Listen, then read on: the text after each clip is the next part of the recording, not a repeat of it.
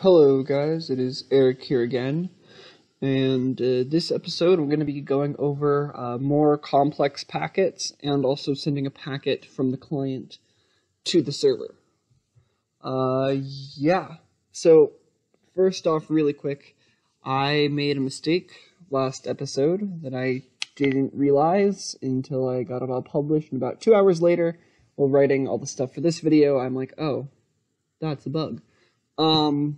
The fun part is I didn't actually notice it because it doesn't affect things until later down the line when I try to add multiple packets. So what we want to do to fix this is we're going to go to our network registry. We go, I think it was enum connection state, what was it called? Yeah, so right when we register our hello world packet, we need to scroll down to where we did the put packet. And what we need to do is, this is a very weird workaround, but it does work. We're going to say if packet class dot get name dot contains and client name. So it's the name of your package. So mine contains the word client name. So if it contains client name, we are going to offset it. And so I'm going to do this, and I'm going to offset it by 100. Okay, well, I'm going to pause this video till the dogs calm down. Boy, what are you barking at? Alright, I'm back. I've calmed the dogs down. Where was I? Yes, okay, so we need to offset our packets by 100. Why we got to do this? Great question. I'm not sure, but it seems to fix all of the issues I was having. So what I want to do is make sure that in our plugin we also offset the number by 100. So if we go into our packet IDs here, I'm just going to make this 174. Yeah, very weird. Not quite sure, but I could reliably get it to crash without doing this, so yeah, hopefully it will save us a headache down the line. Now let's actually get into the tutorial here. So my plan is I'm just going to show how to send a ton of data over, and hopefully then people can understand, like, here's how I write these certain numbers and letters and strings and all that jolly stuff.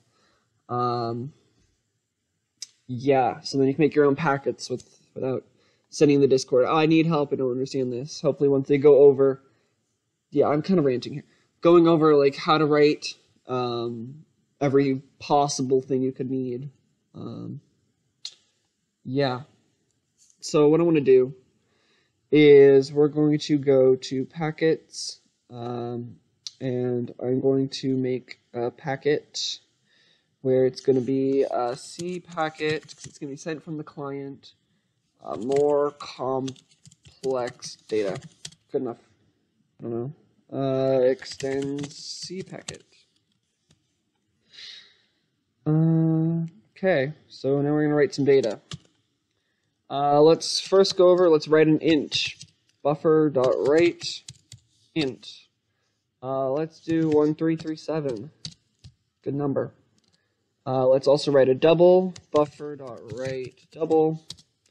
8.23. Sure. Then let's write another one, buffer.write float. Let's go with 33.3 as a float. Let's write an array, write byte array, new byte array, 1, 2, 3, 4, 5. You kind of get where this is going. Let's write a boolean as well. Buff.write boolean. True. I guess there's only two values you could possibly pick. Now I want to write a string, and so you may be tempted to do buff.write string, but I'm going to do this a slightly different way that will save headache, I believe, in the future for you guys. So I'm going to go into cpacket. I'm going to write a little utility class, or not utility class, utility function. It's going to be public void write string. It's going to take a packet buffer, buff, I could not spell that, and a string to write. First, we are going to write an int. I'm going to write an int of toWrite.length. because we need to know the length of the string. Yeah, we need to know the length of the string in order to read back. And so, hopefully, with this method, you can save some time because we can make a read and write function that automatically knows how many characters to read from the string. And then we're going to say buff.writeString to write. And what I'm going to do is, before we forget, let's go to spacket and let's write a function public string read string. It's going to take a packet buffer buff, and this is going to be int length equals buffer.readInt. Return buff.read string from buffer, pass in the length. So now we can just read and write strings with whatever length we want to.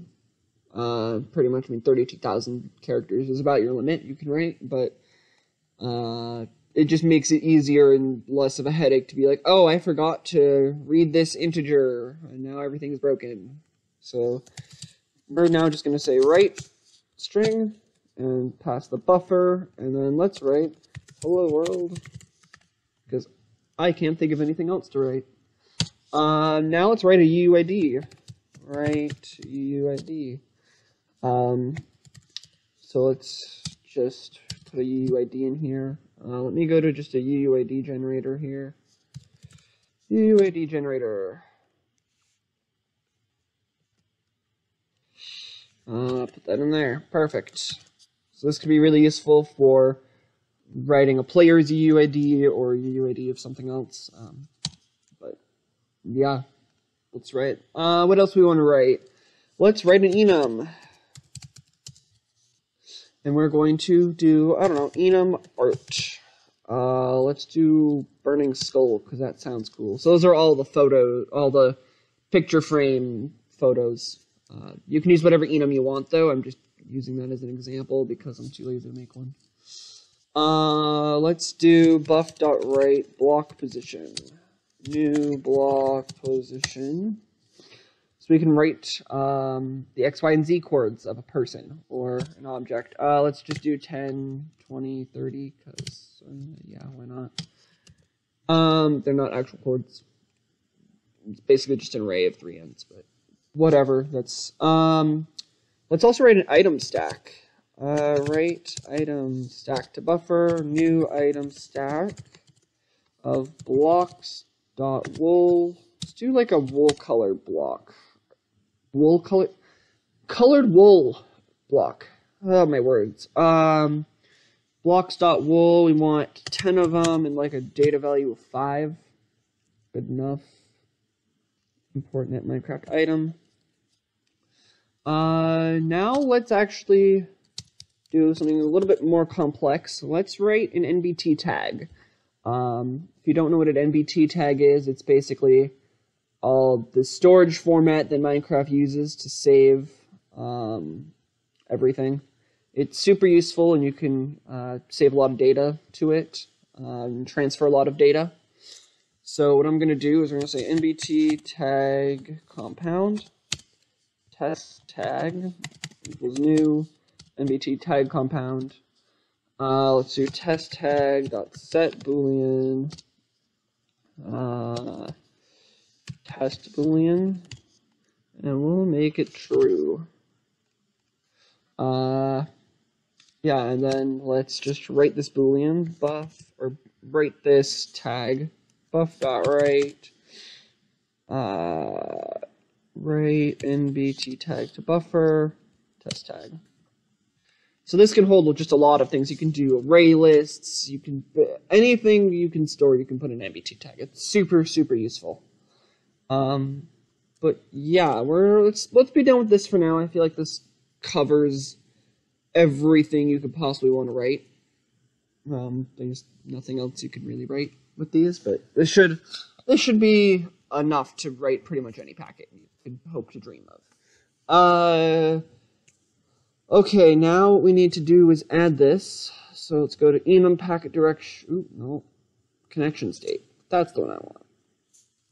And we're going to do this dot register packet enum packet direction, and we want sent from client would be server bound, and we are going to say cpacket more complex data dot class. Now what we want to do is we need to actually send this packet. So what I'm going to do is when I receive the process when I receive the hello world packet, I'm going to send the server this more complex data packet. Now it doesn't have to go here. You can put this on a key press, you can put it on a timer, you can pretty much send the packet anywhere you want. Just be wary about how many packets you're sending. Like don't send a packet every frame. There's no point in doing that.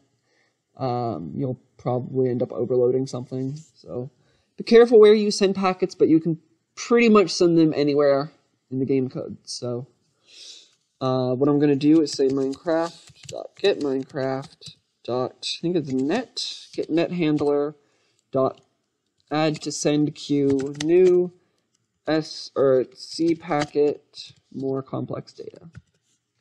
You're not limited to the packets we make. You can send other Minecraft packets if you wish, but just be careful because some anti-cheats might be very concerned if you're sending Minecraft packets when they are not meant to be sent or have malformed data. But it's your client. You do what you want. If you want to make a hack client, go for it. It doesn't bother me that much. Yeah. Okay, we should be done pretty much with the client. But let's run it so we can get our packet ID that we need. So it is going to be different. We're getting some connection exceptions since my server isn't up. It's fine.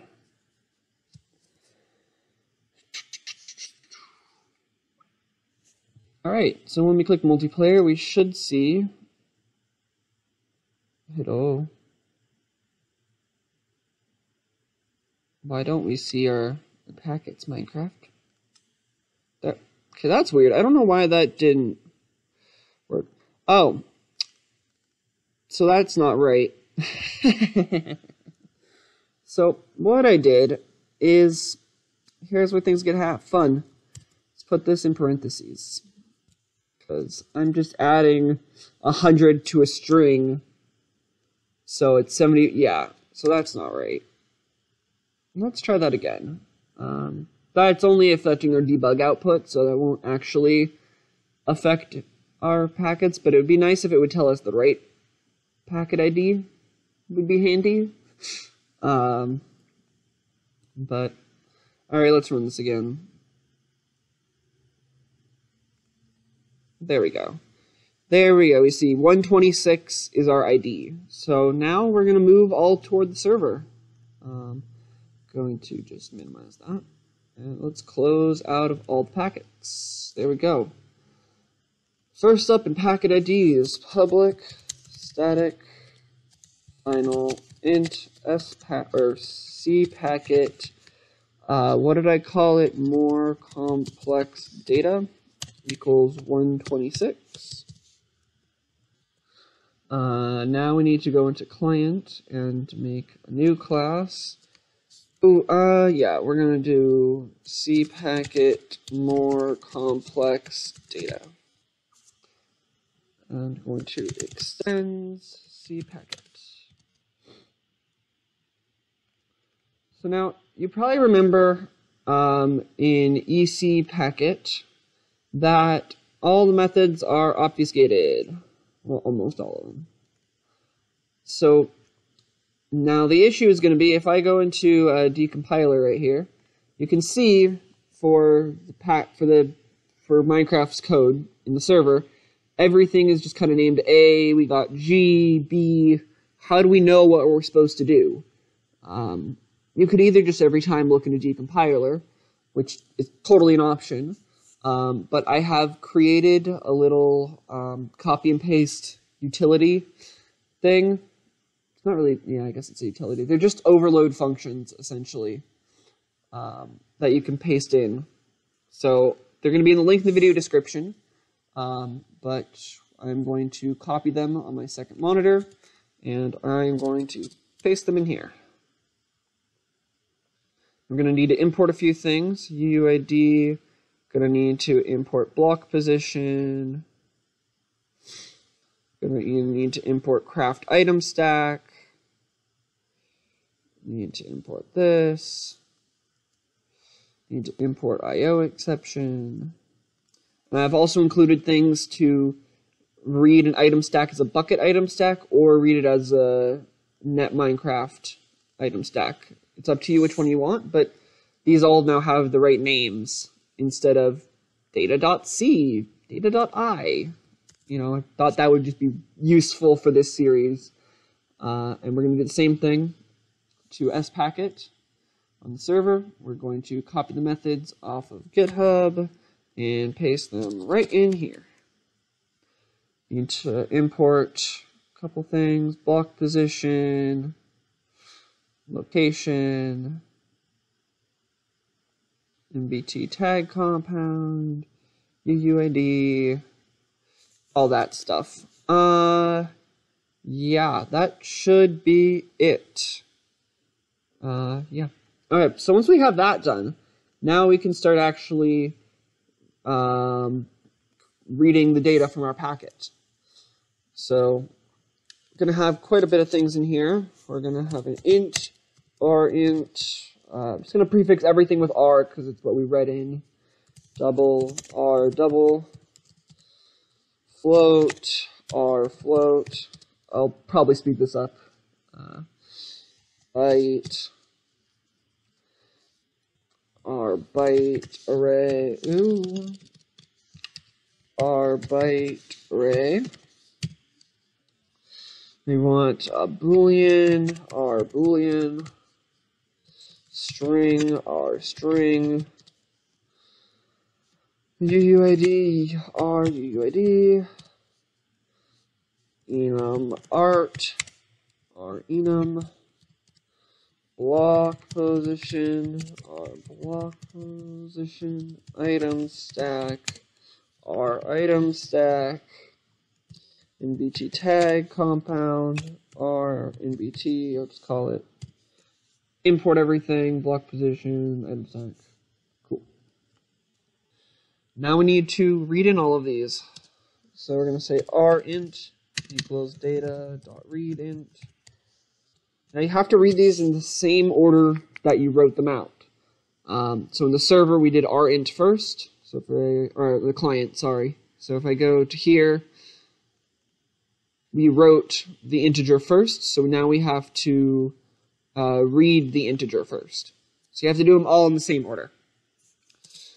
So we're going to do r double equals data.get double, or read double. R float equals data.read float. Now we're going to say r byte array equals read byte array. This is part of the stuff we pasted in because it's an obfuscated method, so you don't use data dot because it doesn't exist. It's not called read byte array. I think it's, what is it called? It's called A. So we're going to say our boolean equals data.read boolean. So some of these are named properly, some of them are not, but that's fine. We're going to do r string equals data, it's called just read string, yeah. Then we're going to say ruid equals read UUID, pass in data.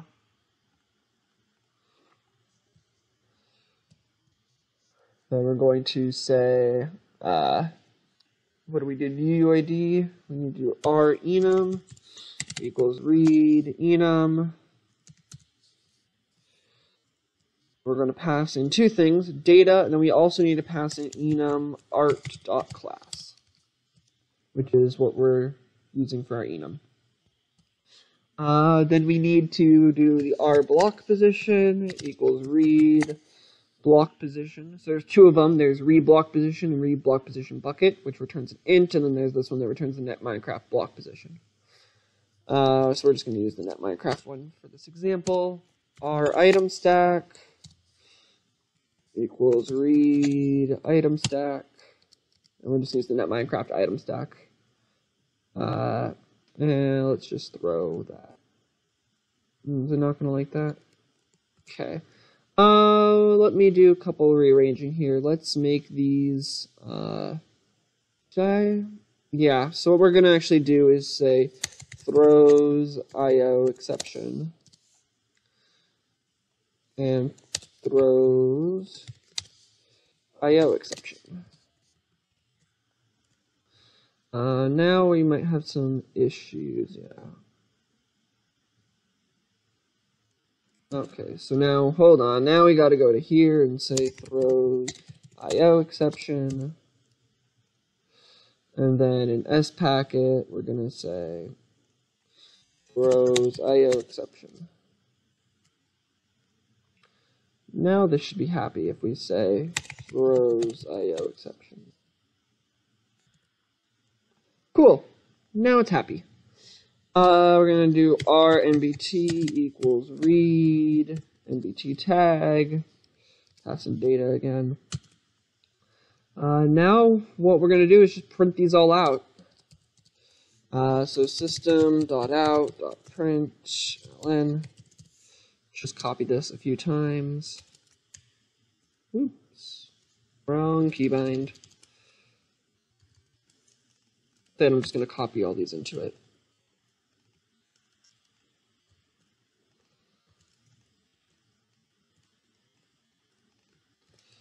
And just print everything out.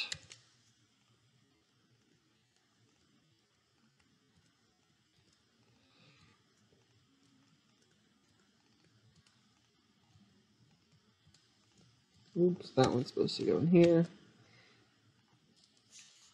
Then I also, for the byte array, since that's not going to print out, let's do arrays.toString, pass in this, so it prints it out as a clean array. Oops. There we go, arrays.toString. Yeah, so that should be good for reading the data in this packet, but now we actually have to register the packet. So, oops, okay, hang on. We're going to go to here, and we're going to say register packet.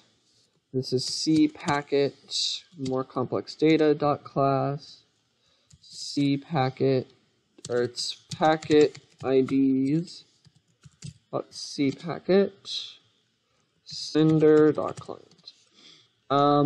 The other thing real quick that I'm going to do is where I have this -1, I'm going to put this packet ID there as well.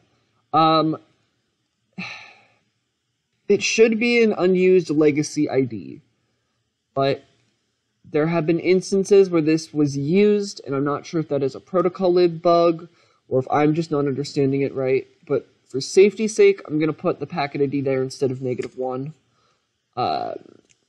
Yeah. My understanding is you should be able to leave it as -1, but yeah, we're just going to put that there just for safety's sake.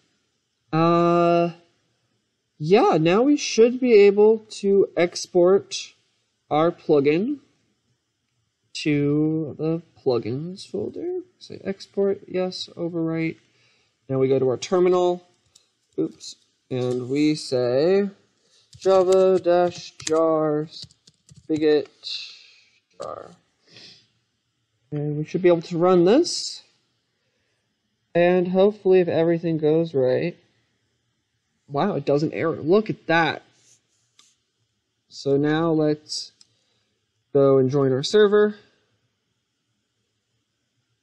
And we get a null pointer exception somewhere. Alright, I'm gonna go figure out why this happens, because this didn't happen last time, so I've screwed something up. Why can I never get these right on video? Alright, this is another great example of Minecraft is weird.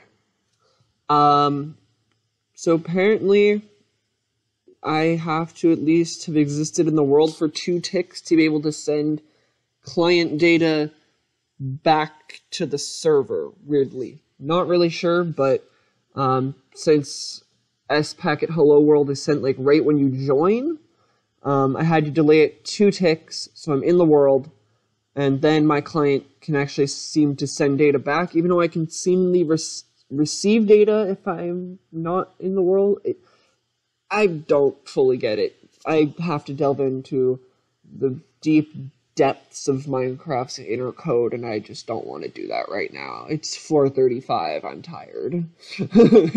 But, yeah, make sure you have this if you're doing it when they join, but you should be fine. If you don't do it when they join, you should be able to do it, like, anytime. Just make sure they've existed in the world for at least 2 ticks.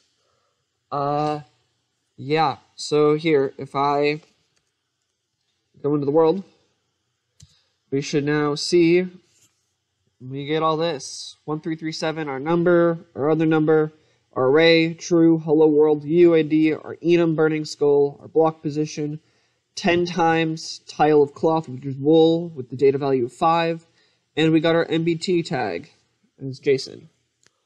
So yeah, it's all working. That out of the way. Thanks for watching this tutorial. I'll catch you in the next one when I have time to record it. Bye-bye.